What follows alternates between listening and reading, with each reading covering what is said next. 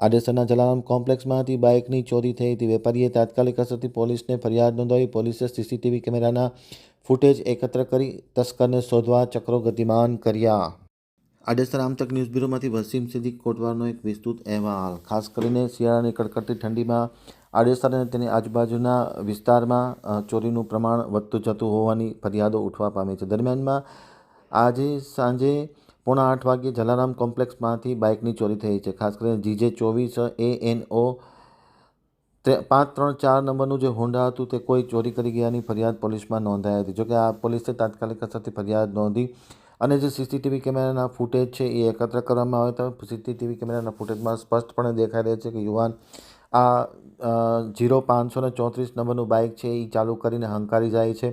સંપૂર્ણપણે સીસીટીવી કેમેરામાં દેખાય છે। પોલીસે સીસીટીવી કેમેરાના આધારે આ બાઇક ચોરીની ફરિયાદમાં આરોપીની ધરપકડ કરવા માટેના ચક્રો ગતિમાન કર્યા છે અને પોલીસે ખાસ કરીને શિયાળામાં પેટ્રોલિંગ પણ મજબૂત બનાવ્યું છે।